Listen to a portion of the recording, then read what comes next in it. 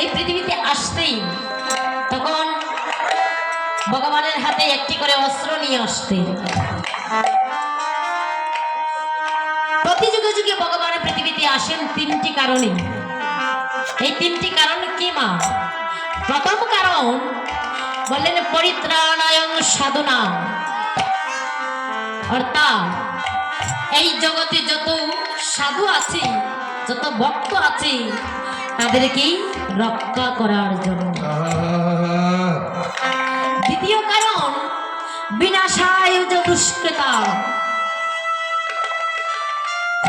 বললি এই জগতে যত পাপী আছে, যত দুষ্ট আছে, ওই পাপীদেরকে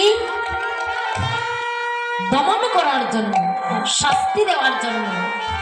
আর তৃতীয় কারণ হচ্ছে মা ধর্ম সংস্থাপনার্থে সম্ভব আমি যুগে যুগে অধর্মকে নাশ করে ধর্মকে স্থাপন করার জন্য ভগবান আমার প্রতি যুগে যুগে অবতীর্ণ হয়নি। তাই গৌর হরি বল।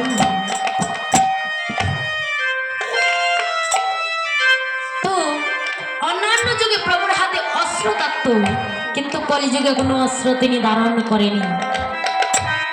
কেন? দেখবেন মা, আমার আগেকার মায়েরা যারা ছিল তাদের 4টা 5টা 6টা করে সন্তান থাকতো, এর বেশিও থাকতো। কিন্তু এখনকার তো ডিজিটাল যুগ হয়েছে, 2টার বেশি কেউ নিতে চায় না। 2টার বেশি সন্তান কারো হয়, নিতে চায় না। কিন্তু আগেকার মায়েরা এই এতগুলো সন্তানকে রেখেও সমস্ত কাজকর্ম করে যেতে। এবার এতগুলো সন্তান যখন কাঁদত, মা কি করতো? প্রত্যেকটি সন্তানের জন্য খাবার আনতেন। খাবার আনতে গিয়া সকলকে সমান ভাগে ভাগ করে দেয়। সবাইকে সমান ভাগে দিয়ে যেটা সকলের ছোট, ওইটার জন্য কিন্তু মা একবার বেশি রেখে দেয়, লুকিয়ে রেখে দেয়। কেন? সে তো সকলের ছোট, দুষ্টু, পরে আবার কাঁদবে, তাকে দিতে হবে।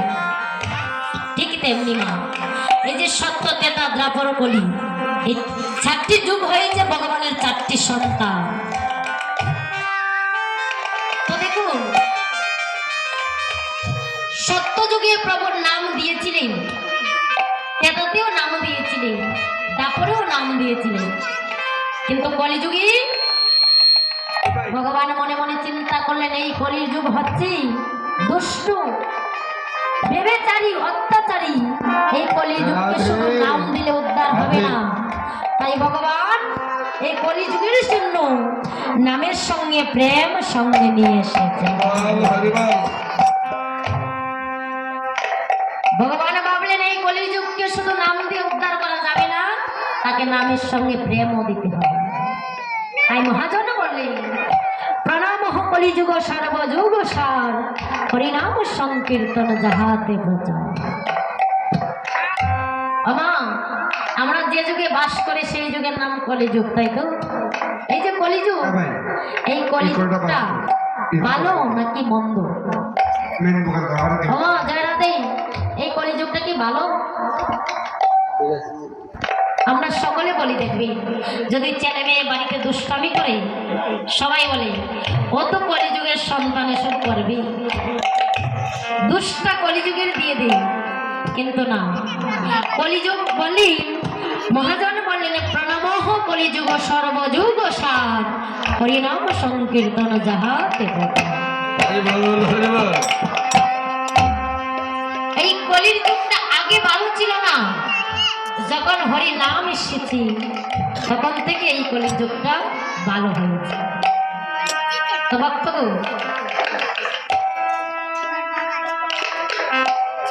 এই কলিযুগে আমরা কলিহতজি সকলে মায়ায় জড়িয়ে আছি, মায়ায় জর্জরিত হয়ে অনিত্য বস্তুকে জড়িয়ে ধরে আমরা আমার আমার করে যাচ্ছি। কিন্তু মাগো, ভগবান ভক্তের কাছে বেশি কিছু চাই না, শুধু ভগবান একটুখানি ভক্তি। যদি কোনো ভক্ত একটু ভক্তি দিয়ে ভগবানকে 2 কোটা নয়নের জলে ডাকিতে পারে, ওই যে নয়নের জল পরিষিত হন, সেই নয়নের জলের কাছে ভগবান সারা জীবনের জন্য বাধা করে দেন।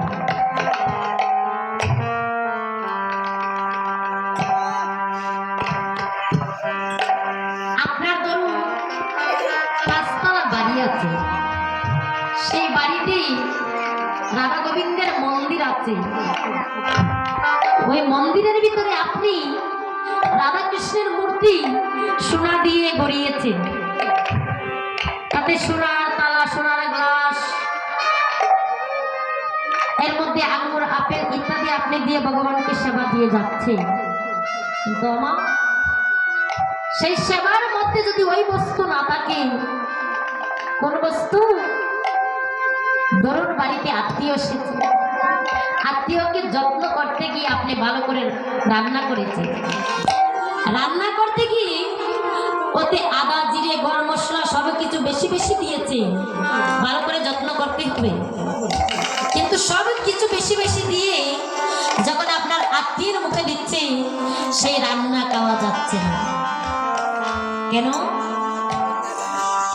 পরক্ষণে টেস্ট করে দেখা গেল ওতে আদা, জিরে, গরম মশলা সব কিছু বেশি বেশি দেওয়া হয়েছে, কিন্তু দুপসার লবণ দেওয়ার কথা মনে নেই। ওই লবণ মশলা না দিলে যেমন তরকারি খাওয়া যায় না, ঠিকই তেমনি আমার ভগবানকে আপনি যত দামি দামি দ্রব্য দিন, যত দামি দামি আহার দিন, ওই সেবার মধ্যে যদি সেই ভক্তিটুকু না থাকে, আমার গোবিন্দ সেই সেবা গ্রহণ করে। ভগবান আমারে বলিলেন, আমি ভক্তের কাছে বেশি কিছু চাই না। যদি কোনো ভক্ত নিজের বলতে কোনো কিছু না রেখে এই দেহ মন প্রাণ আমার চরণে সঁপে দে, দুই ফোঁটা নয়নের জলে দিয়ে আমাকে ডাকার মতো ডাকিতে পারে, ভক্তের সেই নয়নের জলের কাছে আমি সারা জীবনের জন্য বাধা পড়ে যাই। তাই মহাজন আমার বলিলেন, আরে ডাকার মতো